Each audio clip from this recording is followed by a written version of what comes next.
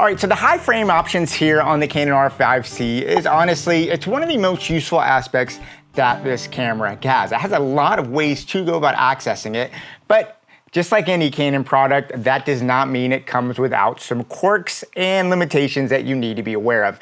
So today what I want to do is I want to take a look here at recording 4K 120 frames a second on the Canon R5C and tell you some tips and tricks that I think are going to make your life a lot better in using this, just to let you know what you can and can't get away with in recording in that frame rate option here on the Canon R5C. Now, as I get into this video, I will be talking about autofocus capabilities when you're recording in that high frame rates, because it is a very, very big caveat in how you film there. There are ways to do it, but I'm gonna get to that in a minute. Let's get into setting this up, and then we're gonna talk about AF and AF limitations at 4K 120 frames a second. Oh, hey, and do me a favor, if you find this video useful in any way, shape, or form, go ahead and hit that like and subscribe button. It is so hard to keep a YouTube channel going these days, and your subscriptions are the only thing that keep this channel going.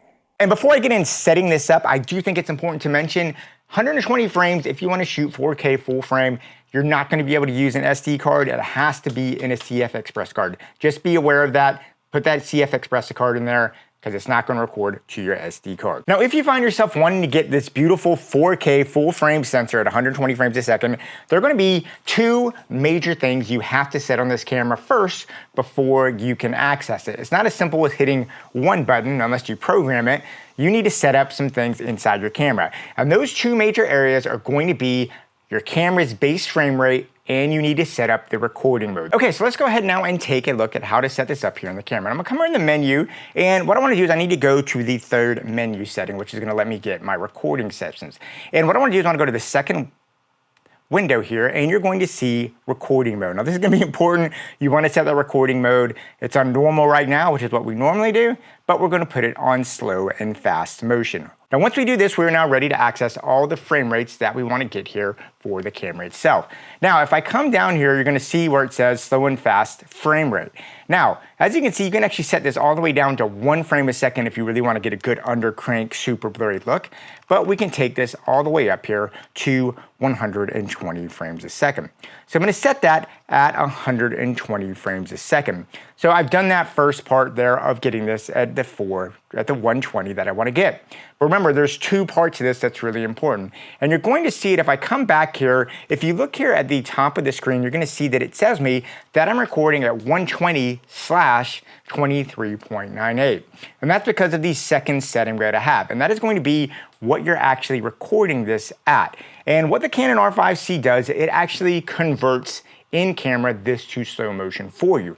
So what happens if you record this at 120 frames a second, it is going to slow it down in camera, so when you play it back in the field, you will be able to see it played back at that slow speed.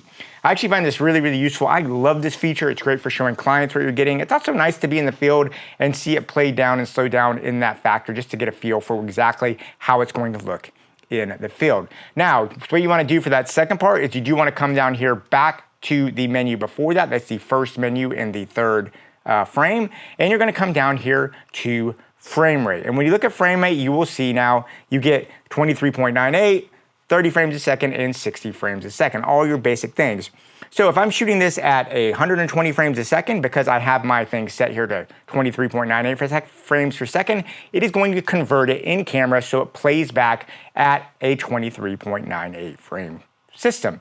That means that when I bring this into Premiere or DaVinci or whatever I get, this file, even though I record it at 120 frames a second, is going to be a 23.98 frame file. Makes it easy on the editing systems to go like that and run. So it's just something to be important. Make sure you're aware, because that is one of the caveats here of this camera. Now, while I love the ease of use of this is actually great if you're giving stuff to clients and don't want to have to convert it in Premiere. You just need to get the stuff straight to them right away. It's great having that slow motion already ready to go so you can get your vision across. But there is one, like a Canon camera, there's an important limitation of this. Because this camera is converting in this SNF mode, in camera, it is not going to record the audio naturally here with the thing. It's going to be a silent file. If you're someone that needs the audio captured, you're going to need to capture in a different way. And I'm going to go back here now to the recording mode, and instead of slow and fast motion, you are going to want to put SNF clip / audio /wave. And when you see that, you still see this still pulls up. You still have You can still set the slow and fast frame rate, so you can still get that 120 frames a second, but now it's going to record an audio file at the same time. But be aware of this. It's not going to record it natively here to your camera. What is going to happen is you need to take a separate SD card, put it in here, and then the audio will be captured separately to a separate SD card, and you'll have to sync that stuff up in post. If you set this in SNF clip/audio and you don't have a separate SD card in there, it doesn't matter, the audio will not get recorded because it's not going to be recorded to your CF Express card. So that is really, really important to know. If that's something you really need, make sure you have that. Make sure you have 2 cards, just one of the quirks of the system. Now let's talk about the frame size of this when you're shooting in 4K 120. And obviously it's a Canon R5C. One of the main benefits of shooting on a camera like this is that it does let you shoot 4K, 120 frames a second with full frame, with no punch in, no compromises in what your image is. And this is a really, really important tool to use because this lets you have your full lens access in your arsenal without compromising to get those frame rates if you need to get those very slow 120 frames per second frame rates. However, there is one exception to that I think is important to know. Now, the Canon R5C obviously can shoot RAW, and if you are a RAW shooter, you cannot shoot 4K 120 RAW on the Canon R5C. So just be aware, you can use all the other codecs, but if you really are a RAW shooter, you cannot shoot 4K RAW at 120. That being said, if you are just hell-bent on RAW and RAW is the thing you want to do, you can actually shoot a 3K 120 frames per second RAW image here on the Canon R5C. I'll show you how to do that just in case that's something you're interested in. And what you need to do is you need to come back here to the menu, and we're going to come back now to the sensor mode. And if you set the sensor mode here to super 16mm cropped, it's going to give you a very, very big punch in. And then what I can do is once I do that, now I can come back, I can shoot this in RAW LT. And now what you're going to see here is if you look there at that grayed out area right here, it lets me know that I'm shooting this at a 2976 by 1570 area. So it's a 3K area. And now I can come over here and you can see I can shoot that at 4K 120. I'm going to plop out right here. And once again, you can see the dimensions here. You can read out on the screen and see all the stuff that I'm getting that at that thing. Now, that being said, I personally don't think it's worth the compromise and having to go to that super 16 punch in. You lose so much of your frame. But if you're someone that needs to have RAW, you can have it at 3K. But personally, I think if you're using this camera, use full 4K 120 frames, just expose it correctly and do it with the other codecs that are here in the camera. And once you get all this stuff set out, just so you are aware, if you look there at the very top of the screen, you will see that it says your camera is in SNF mode, so it gives you a nice clear indicator that you're there. And you can also look at the frame rate over at the top and you'll see that it says 120 over 23.98, letting you know that the conversion is happening in camera and what it's converting to. So the R5C does a really good job of letting you know and not keeping you blind when you're shooting in these high frame rates. That's how you set it up. Now let's talk about what I would consider the biggest quirk of the Canon R5C when you're shooting at 120 frames per second in 4K. That is going to be the change in the autofocus ability and what you lose in doing it, because I think it's an important caveat and limitation to understand, and if there's any workarounds that you can potentially have if you're shooting in these kind of frame rates. I'm going to come back here to the menu that shows me my face detect and tracking, and the first thing you're going to notice if you're shooting in SNF mode, you lose that face detect and tracking, which is a gigantic thing. It's a really, really hard thing to lose once you get used to having that face tracking here on the Canon R5C. Now that being said, even though you lose the tracking, the camera still does maintain some autofocus capability, and I found now that with recent firmware updates to the Canon R5C, I actually can get away with it. And so I want to show you how I set it up with what works for me to use it, because using this face tracking is a painful thing to lose on the SNF mode because it's such a cool feature to have. But what you need to do is actually go back to the menu before that, and then you're going to see this camera setup menu, and you can see you have continuous autofocus. Now you want to make sure that is still set to enable. Set the frame thickness to thick. I just like that because I find it. But what I find really important is the AF frame. Now I find if I set this, you can have large, small, or whole area.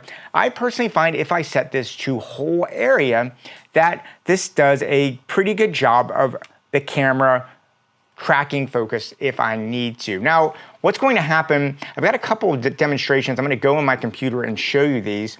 What I really think about this does is the camera does a pretty good job if you're on gimbal or even doing handheld work at this situation. It will go and the camera's just gonna kind of decide what it's going to focus on. And if you're in a wide area, it does a pretty good job of keeping everything in focus. You can see here, I have some footage here that I took of my son in various situations. And even with this at AF, you can see with this whole area, it does a pretty good job of, even when I move in and out at a 70 millimeter at a 2.8, it does a pretty good job of tracking and getting the focus right as I need to. And if you look here when I come out and I'm shooting in this whole area, AF, you will see that the whole area is essentially in there. The camera's gonna decide what objects it thinks need to be in focus. And honestly, in my opinion, working on this, on gimbal stuff with professional clients, this actually does a pretty darn good job. Working with this professionally, I have found that I can get away with a lot on this at that frame rate. However, if you wanna be even a little bit more, I guess, particular about where it's going, you do have one other option, but it's a little bit trickier, and that is you can set the whole frame area to small here, and what you're gonna see is you have this box here in the center. I can move it around with my thumbstick, right? But what happens if I have a focus system, I can actually sit there and I can just, you see I can tap it with my finger, because one last thing, I made sure I made my AF frame position selectable.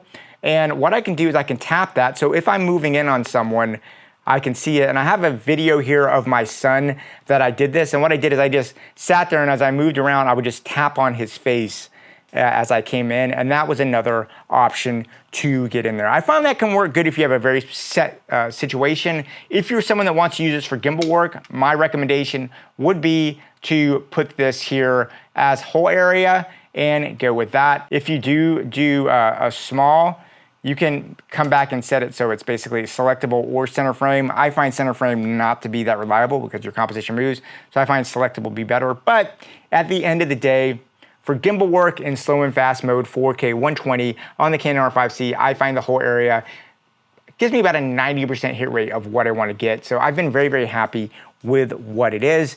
This loss of tracking is such an important thing to understand about the 4K 120 on this camera that I think it's just something you should be aware of. Anyway, guys, that's just something I wanted to share with you, having shot now in 4K 120 on the Canon R5C. Just some tips, some tricks that help me. Hopefully this is something that can help you. I'd love to hear what you have to say with this. Leave me notes and comments down below. And yeah, go out there, keep on shooting, and yeah, I'll talk to you soon.